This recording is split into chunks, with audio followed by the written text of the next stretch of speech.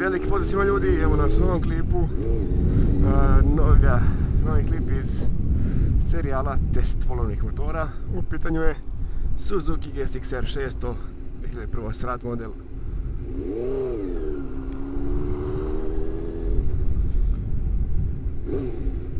Ne znam kako me čujete, pošto on ima veoma glasan auspuh.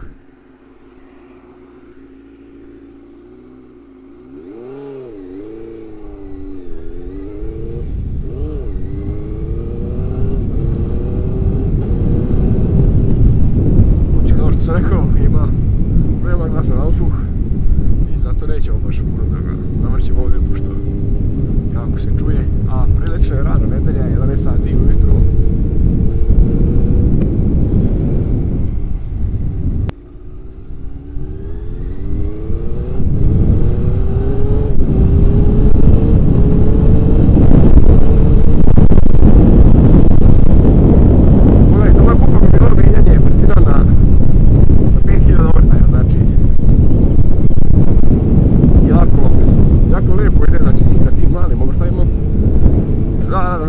Neću sad da idemo i ovo još naselje.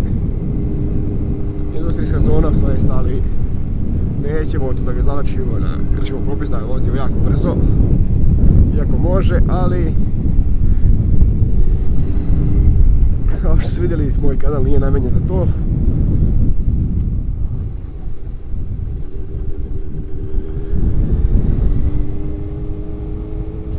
Motor je jako je povozan. Položaj vozača, položaj sedenja, pa o tome ne moram baš puno pričati, ipak je to R motor. Dakle, to R motor i kome je bitan položaj sedenja. On ne bi trebao da gleda tako nešto.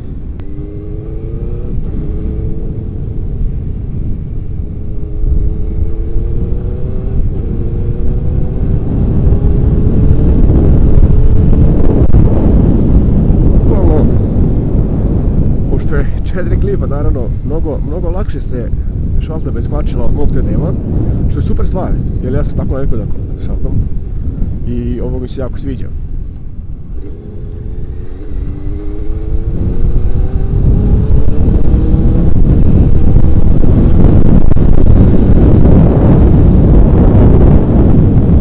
Ovo sad baš znači da testiram povlačenje u višim obrtajima. Znači, ovo to je u većem stepenu prenosa i ono što se znači mora primijetiti jeste da nema taj razvijen gas kao moj TDM, nego jednostavno mora da navuče pred toga neke veće obrtaje i tek onda dobija snagu. Naravno, to je normalno kod ovakvih motora. Ono što bi još rekao o motoru, znači da nije baš idealan za početnika, pošto ljudi to ipak 100 konja u njemu, znači i može da razvije ozbiljne brzine, koje naravno u ovom klipu nećete vidjeti.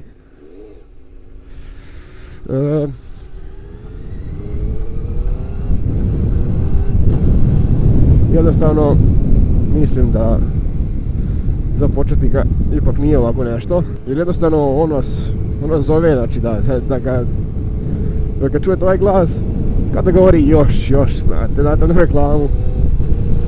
Jednostavno to može početniku da se obije u glavu i mislim da ipak bolje početi sa 250-500 kubika ili nečim manjim, ili naravno 125 sa H1 kategorijom, a ovo baš nije idealan način da započnete. Ono što mi se sviđa, znači jeste da može da se vozi na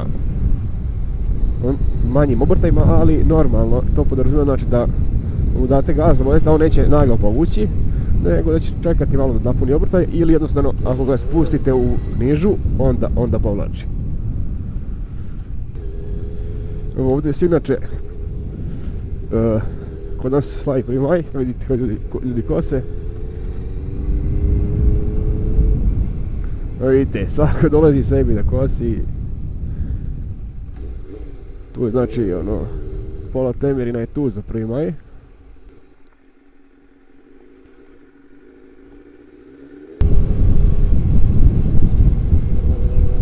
Sada bih da kažem nešto o samom izgledu motora. i neki podešan utisak što sam ja stekao o njemu na osnovu izgleda. Vidjet ćete poslije kako izgleda motor. Uglavnom ima onu ružnu, široku masku napred i sav je širok, znači napred, bočne plastike i prednja maska. Jednostavno ja sam zbog toga mislio da je on ne znam koliko težak, znači za vožnju i sve to, dok nisam probao naravno. Ali ono što me pozitivno iznenadilo kad sam seo na njega jeste, znači bukvalno da se vozi kao biciklo, da je lagan, da je on u stvari jako lagan i bukvalno da se vozi kao biciklo, što jednostavno nije mi bilo normalno, to jest nisam mogao to nikako da shvati kad sam vidio motor, više sam ga prije naravno nisam vozio i kad god sam vidio toliku masku napred mi rekao, ljudi ovo je teško, kako se vozi po krivinama i sve to, ali zapravo je motor veoma lagan i lagan za vožnju.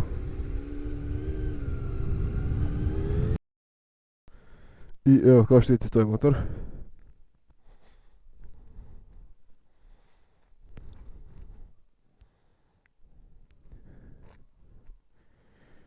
Nogara je ispao u mjestu sa nogara i tu se vidi tragovi, ali jebi ga, to mora da sredi, to je bilo skoro. Vidite, auspuh, to je zapravo njegov fabrički, samo što je prethodni vlasnik ga otvorio iznutra da se tako glasno čuje. Evo, ovome sam pričao, vidite tu masku, pogledajte kolika je to. Pogledajte ljudi koliko je to široko, znači bukvalno imate osjećaj kao da ima ne znam koliko kila.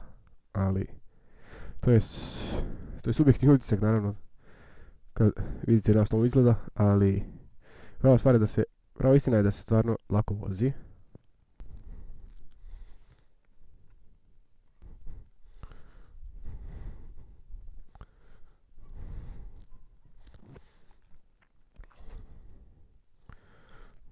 I ovo treba da se zamijeni, malo tu otišlo sunca. Imaju ksenoni unutra, hajde još malo čujemo da vidimo kako se čuje.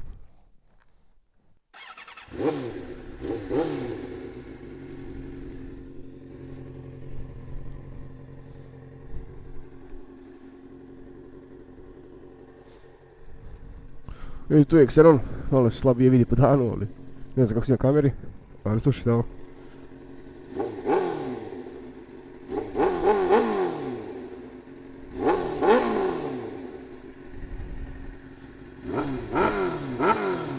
Šta mislite o zvuku?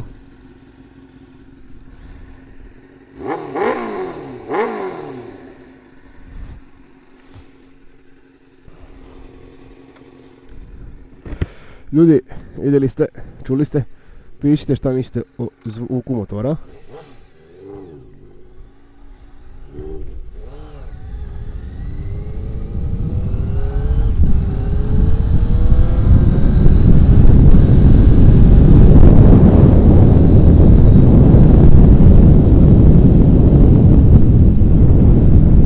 Vidjeli ste ih malo kako brzava.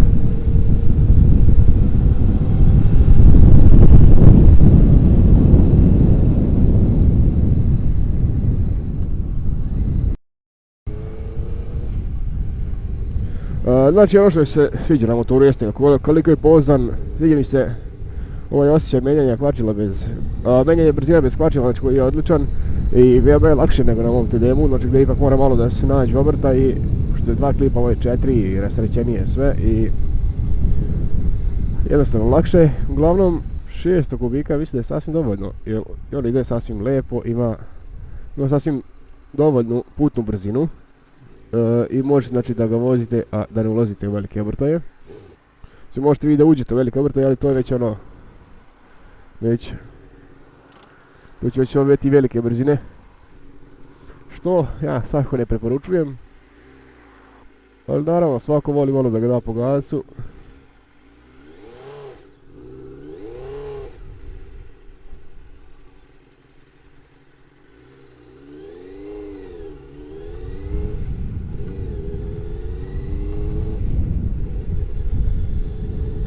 I ljudi, to bi bilo to za ovaj klip, znači nadam se da vam svidjelo.